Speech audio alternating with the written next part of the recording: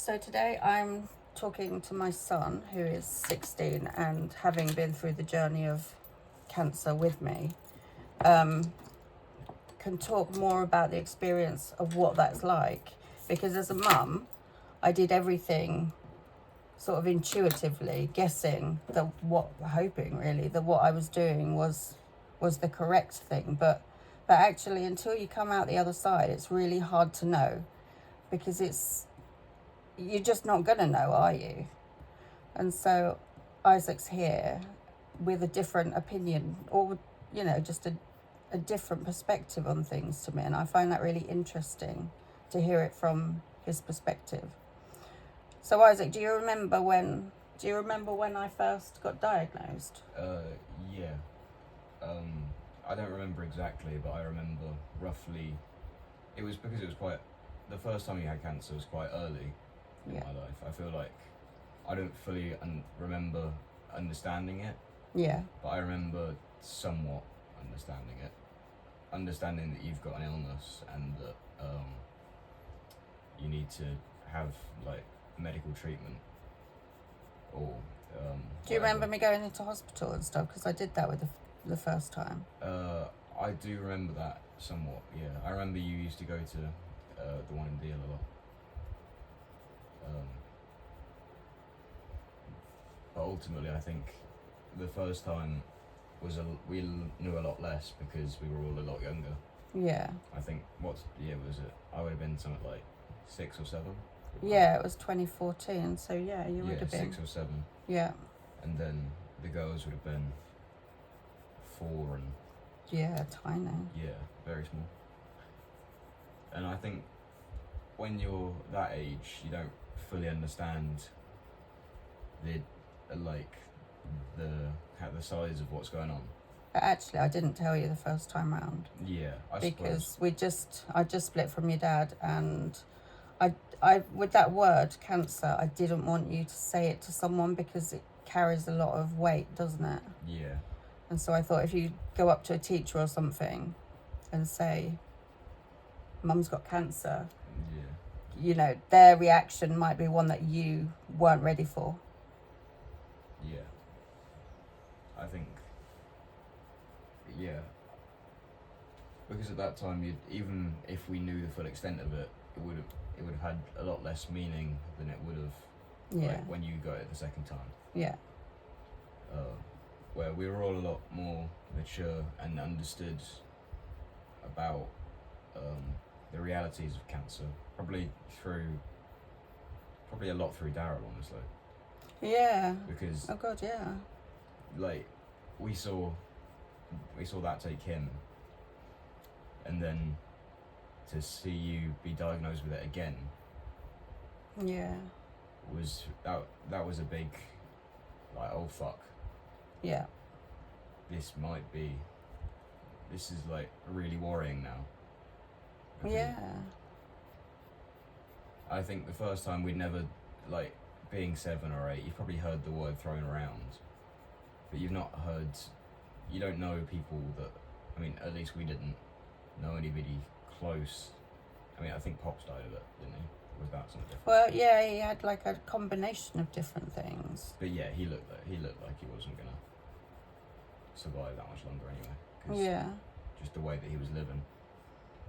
But to see somebody like Darryl, who looked, I mean, not perfectly healthy, but healthy enough that he could be a functioning member of society. Yeah.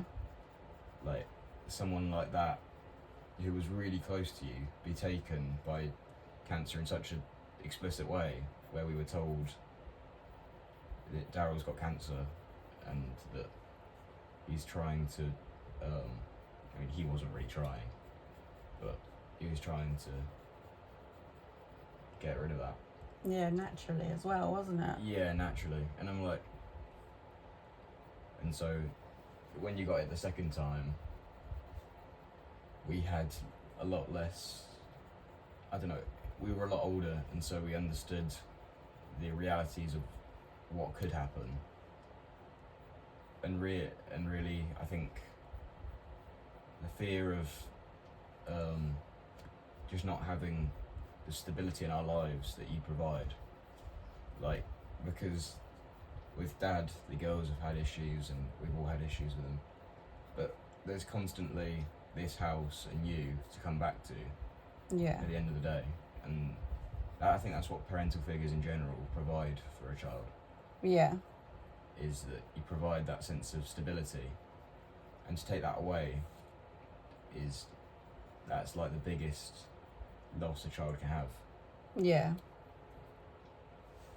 And I think even were Dad in your place, Dad having cancer, it would still be a massive thing for all of us, because like despite the girls not getting on with him so much, he is still that constant that's he's always been there in our lives since we've been around.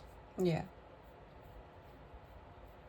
But I think it was accentuated by the fact that you were like that one who we always had to come back to every day. And having that sense that everything was up in the air is really fucking frightening. It's like your entire world can like crumble in front of you because of this diagnosis that you've been given. That admittedly we didn't know the full extent of, but like when we've seen the effects of what it can do to somebody like Darryl, Yeah. that was I think that really changed our perspective on it. Yeah.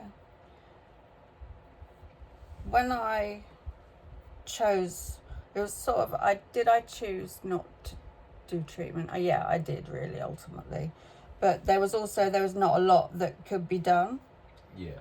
I could go on a chemo drug, but in my mind, once that stopped working, then I'd be fucked.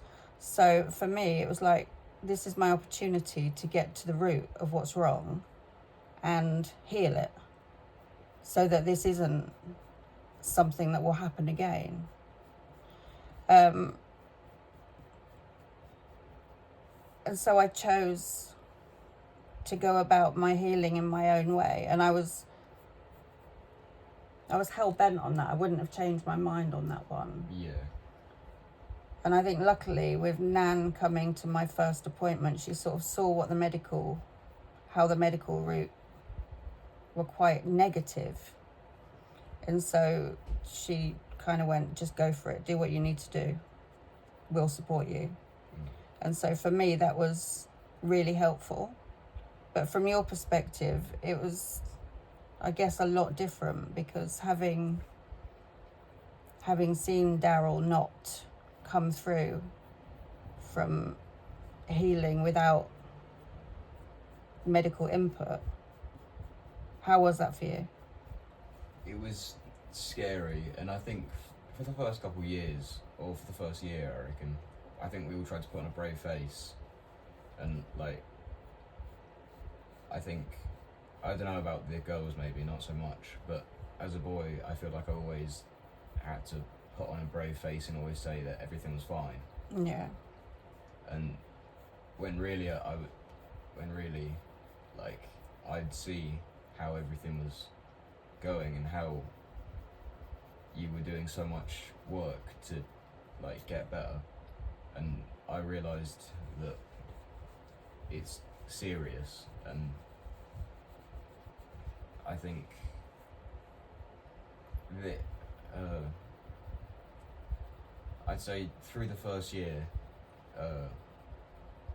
like, losing you never crossed my mind, honestly, because it was such an abstract thought. But eventually, like, I think it was at this time that we knew about it, and like, I was getting counselling at school and stuff for and all that the counselling would do was like, it would just project this negativity that was like it seemed like everybody thought that you not doing or are you taking a natural approach to it and not doing chemotherapy? Seemed like all of the SEN staff, who admittedly I really liked, but they all seemed to have quite a negative view of you for that, I think. It's funny, Eva said the same thing about some of the staff at her school. Yeah, I think because it's not a thing that people do often. No. And it's like you really have to be putting the effort in to do it and to get through the other side. Yeah, for sure. And I think that people like to be diagnosed and like to be drugged up, and the mainstream education system seems to want you to think that that's the only way. It's funny, isn't it? But it seems like through that time,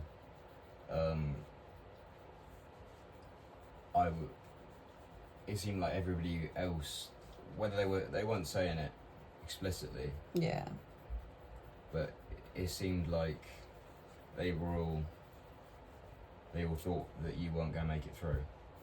Yeah, I think lots of people kind of signed my death certificate for me. Yeah. It's really quite funny because it never crossed my mind. I mean, obviously death did, but I never really gave a shit about what other people thought, because my head was so deep in what I was needing to do that I just really didn't care, unless it impacted you guys, and then I did care. But what were your coping mechanisms? How did you manage?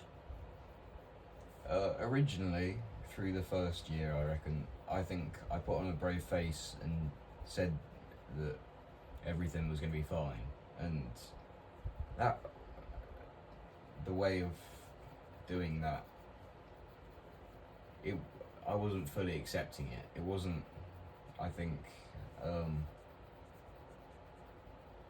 it wasn't doing it in a way that was productive, and instead was doing it in a way that was pushing feelings away from me. Yeah. And just trying not to look at the reality of the situation. And with the counselling that I had at school, like every time I'd go in, we'd just sit and talk for a bit, and like with all the stuff that was going on simultaneously, I never liked it because I always felt like I don't know, I always felt like I was being judged for talking about my issues like that. Yeah. And it never seemed like they really tried to resolve anything, and instead were trying to medicate and trying to go through a more mainstream, formal. I think they were trying to get me to do some kind of, I think they were trying to get me to do antidepressants or something like that. Yeah. They were talking about if you need medication. I'm like, I don't want to be medicated. Yeah. But that was my first couple years, and then like towards the middle of it, when you would, like, I think you were at probably your worst point at that point, where like you were getting your bloods back and your bloods are a bit shit, I think. And I remember how that impacted you, like on the way to school or on the way to get Callum. You were saying about your bloods, and I could just tell that like you seemed to be in a worse place because of how your bloods came back. Yeah. That might have been before I started with Dana, I think. I think probably, yeah. Because then the blood started to improve, which was amazing. Yeah, but I remember you, this is probably like clouded by memory because it was like some time ago now. Yeah. But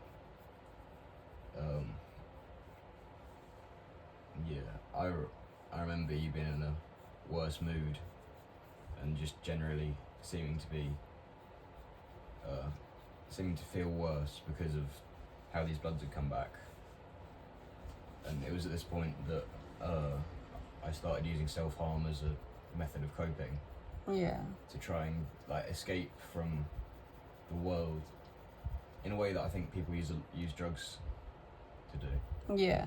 Like that, the pain that you would like inflict would be your version of like taking anything, because in that point you're just watching the blood come out and you kind of disconnect from reality for a bit. Yeah. And that's very therapeutic in a way, but not in a good way. Like, you're disconnecting from your body, which some people can do through meditation, and I think it almost leads to a meditative state when you're doing that. Yeah. Because you're very, I don't know, you're very there in the moment. And I think it's that fight or flight instinct, but you're like forcing that upon yourself.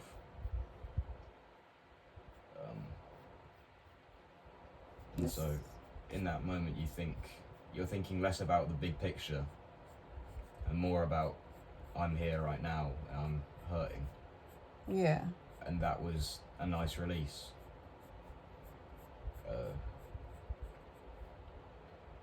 However, like it comes with the social impacts of doing that, and also like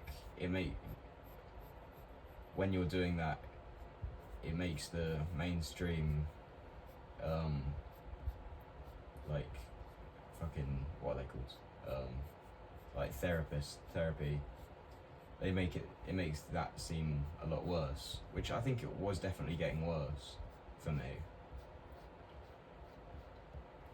But I don't think, it seems like the therapists that I had never really understood that I was doing this in a way to kind of enter this meditative state, and they thought it was because hurting myself was a way of punishment. Yeah. And I think for some people it might be, but I know for me, I was using it as an escape. A lot like people use drugs as an escape from reality. Were you always aware that that's what you were doing, or is this sort of in hindsight you can see that? This is way more of a hindsight thing. I think at the time I understood that like I understood that sorry I've just lost my train of thought. It's all right. I understood that it got me out of my head, and that was the best thing, because at that time I had so many voices going on spewing the negatives of everything, and I think the human brain finds it a lot easier to comprehend negative shit than it does to see the good in things. Yeah. And I think there was a lot of negative shit going on, so like combining all of that made it a very hard time for me. Yeah. Plus you were 14, you just going kind of, puberty was happening, and also we were in lockdown. It was like there was, couldn't have asked for more as you're coming of age. Yeah.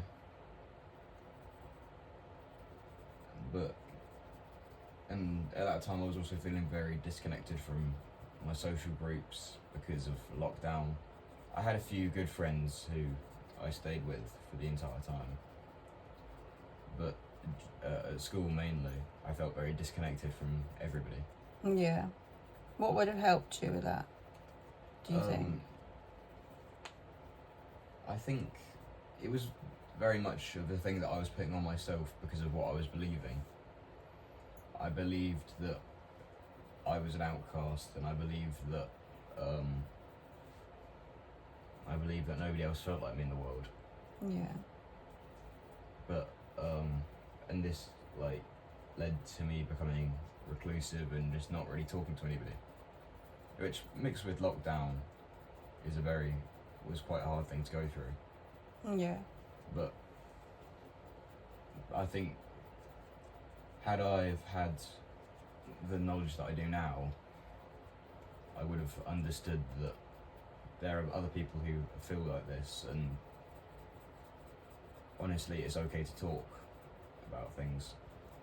And I think as being a boy or being a man, there's a lot of stigma surrounding talking about issues, especially big fucking issues, like having you with cancer. I was like, there was probably not a day where I didn't see some kind of change in each one of us because of what you were going through. Yeah, it was like a baptism of fire for all of us, wasn't it? Yeah, and I think in a way I'm very happy that did happen to me, because I think there's a big old fucking lorry. I think it really helped to build character, and I think I understand better than I ever have, how I feel, and I've embraced that. I think a lot of people don't ever do that, and no matter how much therapy they're given, they're always prescribed something different, or they self-prescribe drugs or alcohol, which you see in the case of Colin, where he was self-prescribing as much alcohol as he could drink, and that led to the end of him. Yeah. So what was it that made you have this wisdom rather than keep going down that rabbit hole? I think it was I don't know, I think it's something that you have to do by yourself. You can't have anybody else tell you this. It's not, you have to realise it. Yeah. I think I've had great support with people like Elise. She was like just great at, she made me understand this kind of like more spiritual approach, because before this I thought religion was a bit bullshit, and like spiritualism in general, spirituality, Yeah. was a bit horseshit. But I think I've learned to be more spiritual and to understand about my feelings more than I think the modern world doesn't want to feel. Yeah. Don't think they know how to feel. Yeah. But ultimately there's no quick switch that you can give someone that will change their mind, because a lot of people are very closed off to ideas. Like, I think Dad is a prime example of this. So I've been through all of this, and he's still 45, and he has no idea about anything like that. He doesn't believe anything spiritual, it seems. Yeah. I think a lot of people like to see things in front of them before they'll believe them. Yeah, yeah. But I think you need to open your mind before you can really see. And you can't force that on somebody. Yeah. You can show them the path that will lead them there, but you can't force them to go down the path. I feel really kind of lucky that you have found that path, because for me, when I knew you were hurting yourself, it was like there was a part of me that was really excited that you would learn life very quickly, and you'd learn a way of solving that problem. Yeah. and that it would make your life richer. That's kind of how I approach problems, is I try to milk them for all of the positives. And so I figured if you could do the same, if you could be guided to do the same, then your life would be infinitely richer from an earlier age. It took me years and years and years to figure this shit out. Yeah.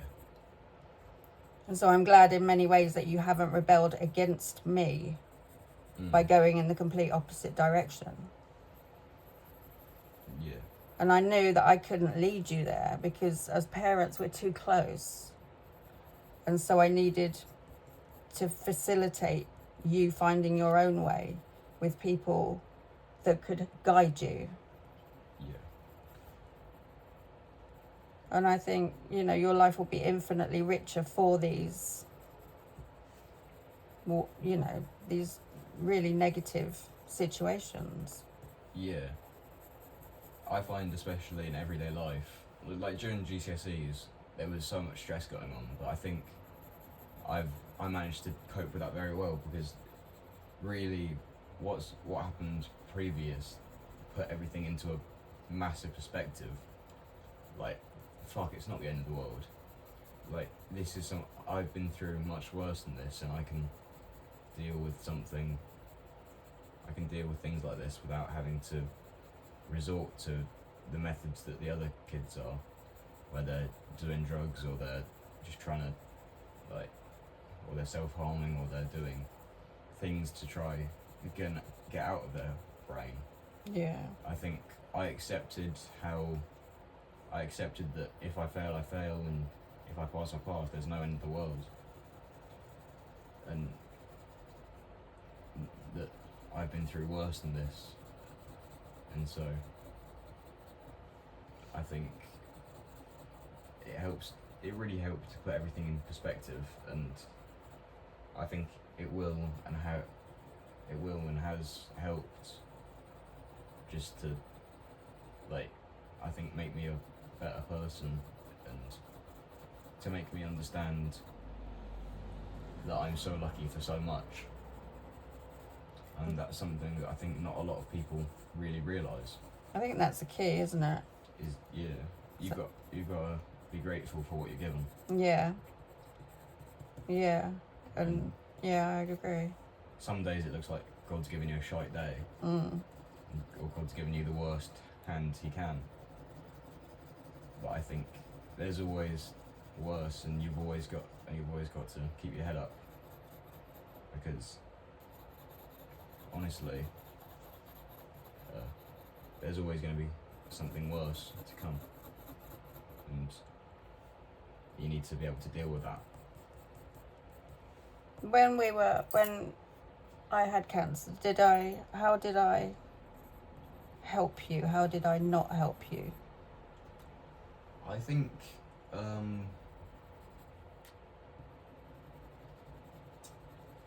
a hard question. I think you helped through telling us about your cancer, and by telling us about your diagnosis and being quite transparent about that, because I think there will be a lot of people who would hide that, especially given what we'd seen with Darryl. Yeah. However, I think if you hide that, it moves the problem to a different day, and potentially, if the worst did happen, it would make the worst a lot worse than it would have been had we known. Yeah, yeah. Because had we have not known that you had anything, and then let's say you didn't make it through, I think I would have felt lied to and felt cheated, and I would have liked to have at least the knowledge that you were going through something. Yeah.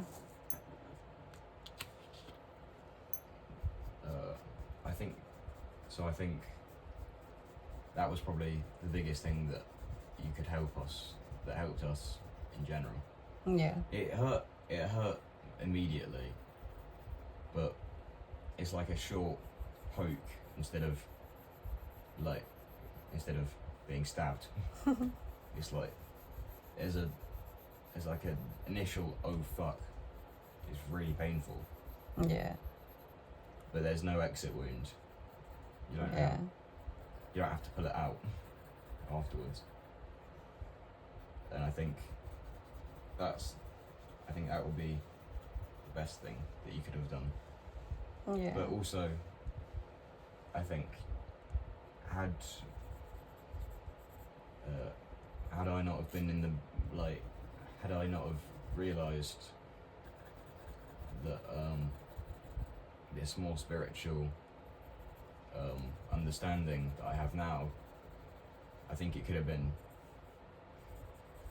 a lot of us. Maybe I wouldn't have made it through, because I think honestly in that place, thoughts of suicide are very I don't know, they go through your head a lot. Yeah. And if I hadn't have learnt that that's not the truth, that that's not the way I want to go, I think it could have been a very different story. And it's a hard, there's no black and white, there's only greys, I think, in this situation, because it could have been the best thing and it could have been the worst thing. Yeah. To know. I remember when I found out, and like my approach is always come at something from every single angle. Don't leave any stone unturned. And this is with you self-harming.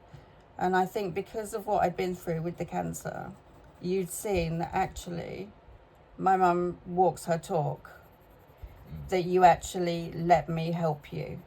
Yeah.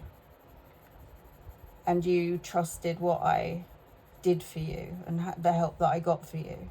Yeah. And I think there's a lot to be said for that. Like, I feel really grateful that you had that trust in me. I think, yeah, that's really important to me, that we always had a really close relationship. Yeah. And, you know, that's the most important thing for me, is that with all three of you, that you can all come to me with any problem, and that I'm not gonna squirm, you know, I'm just gonna be able to hold whatever space you need, because I think that's so important. Otherwise, if you get a parent that acts without thinking, you know, just that quick reaction, which could be one of shock, disgust, horror at your kid self-harming, that's really negative, because the kid, I think, would then recoil and go, I can't do this, I can't trust this person to hold me through this. Yeah. That's how I think anyway, as a parent. Yeah. I think, yeah, it seems, I think that's completely correct, yeah. I think, honestly,